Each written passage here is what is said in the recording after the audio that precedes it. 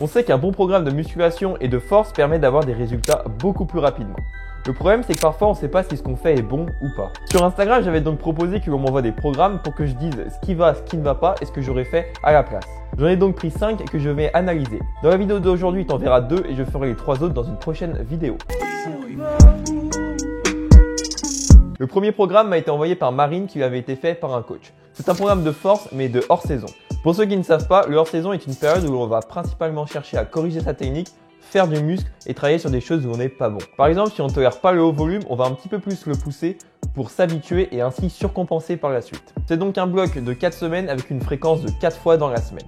Le SVD le plus lourd a lieu le samedi, ce qui est une bonne chose parce que les compétitions se déroulent le week-end, donc on est spécifique. Pour commencer, on est sur une fréquence de 4 fois dans la semaine, ce qui est optimal quand on veut prendre de la force. La fréquence sur les mouvements de force est de 2 fois au squat et soulevé de terre et 3 fois au développé couché, ce qui est assez peu quand on sait que c'est une femme et qu'elle est dans une petite catégorie de poids. J'ai demandé à Atlas qui a déjà coaché de nombreux athlètes et lui aussi m'a dit qu'il était plus sur une fréquence de 3 fois au squat, 4 fois au développé couché et 2 fois au soulevé de terre avec ses athlètes féminins. Et quand la fréquence est basse, généralement le volume total est également bas. D'ailleurs, on peut voir que le nombre de séries n'est pas très élevé, que ce soit pour le squat, bench et deadlift, mais aussi pour les exercices hypertrophie. Après, il y a peut-être une raison qui peut expliquer cette fréquence comme un retour après un confinement ou alors des résultats qui ont montré que cette fréquence fonctionnait. Comme on peut le voir, chaque journée ou un but précis comme je le recommande, avec un jour force où on utilise des mouvements de compétition et des répétitions entre 1 et 6, et des jours volume et ou technique où on utilise des variations et des répétitions un petit peu plus hautes. Et je vais plus en détail sur ça dans ma vidéo sur le power building. Pour les variations au développé couché et au soulevé de terre, on peut voir qu'elles sont assez éloignées des mouvements de compétition. On est donc sur une hypertrophie plus générale et moins spécifique. C'est-à-dire que l'on ne fait pas du muscle dans les mêmes angles que nos mouvements de compétition. Par exemple, Marine tire en sumo et là on peut voir qu'il y a du Romanian deadlift en prise d'arraché. Et chez certains athlètes, ce manque de spécificité peut ralentir ou empêcher la progression. Après, les exercices qui entraînent plus une hypertrophie générale ne sont pas non plus à négliger. Il faut juste être conscient que sur le court terme, ils n'entraîneront pas de résultats visibles. Le choix des exercices pour l'hypertrophie est bien choisi. Par contre, si l'objectif était vraiment de faire du muscle, le nombre de séries est vraiment faible. Par exemple, on peut voir que pour les biceps, il n'y a que 4 séries dans la semaine et pareil pour l'arrière d'épaule. Pour les RPE, on a une augmentation progressive au fil des semaines ou un wave loading sur certains exercices pour gérer la fatigue. C'est ce que je préconise également. Les RPE sur les top 7 sont cohérentes et les pourcentages sur les back-off ont pour but d'atteindre une RPE 5 et 7 et parfois 8. Globalement, c'est un programme conçu intelligemment et qui respecte les fondamentaux de l'entraînement. Les points négatifs, ce sont la fréquence et le volume pour le SBD et l'hypertrophie. J'aurais également été un petit peu plus spécifique sur les variations, notamment au soulevé de terre, même si c'est du hors-saison.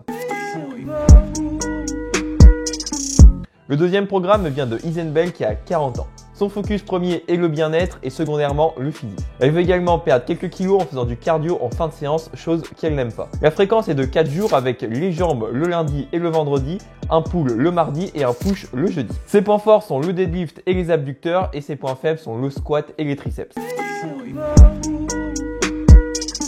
La fréquence est de 4 fois dans la semaine, ce qui est optimal peu importe l'objectif. Dans son cas, ça permet de se sentir mieux et de représenter une dépense énergétique, au moins 4 fois dans la semaine, ce qui facilite la perte de poids ou du moins la stabilisation.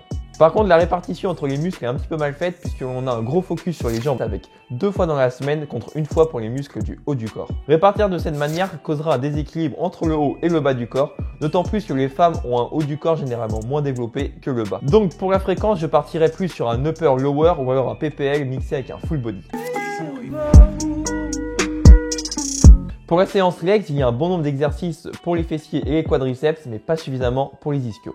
Après, le nombre de séries et le volume va dépendre de chacun, mais j'enlèverai la presse inclinée pour remplacer par un exercice d'ischio qui favorise l'extension de hanche comme un GHR. Il faut savoir que pour travailler les ischios complètement, il faut faire un mouvement d'extension de hanche et de flexion du genou. Je changerai également les exercices entre le lundi et le vendredi pour 2 raisons. Le premier, c'est pour que ça ne soit pas tout le temps la même chose. Le deuxième, c'est parce que à force de répéter un stimulus, ton corps s'habitue à ce stimulus et donc tu progresseras moins rapidement. Donc quand on dit qu'il faut choquer le muscle, ce n'est pas faux à 100%. Et 3, c'est pour cibler différentes parties de ton muscle. Pour la séance pull du mardi, je rajouterai un exercice de 3 à 4 séries pour les trapèzes moyens inférieurs ou les grands dorsaux. Ça, c'est à toi de voir en fonction de tes points forts et tes points faibles. Mais sinon, c'est nickel. Pour l'arrière d'épaule, il n'y a qu'un seul exercice et généralement, on n'a jamais trop d'arrière d'épaule. C'est pour cette raison que je te recommanderais d'ajouter un exercice comme le face pull ou des élévations postérieures. Et pour les biceps, c'est pareil, je rajouterai un exercice. Pour la séance push, c'est bien organisé. Je rajouterai juste un petit exercice pour le haut des pectoraux, mais sinon pour le triceps, le nombre de séries est bien fait, sachant que c'est ton point faible. Et c'est très intelligent d'avoir mis les épaules après, comme ça les triceps sont encore sollicités sur les développés. Et tu m'as aussi dit que tu n'aimais pas le cardio. Donc ce que je te conseillerais, ce serait, dans la mesure du possible, de trouver une activité qui te fasse dépenser des calories, mais aussi qui te plaît.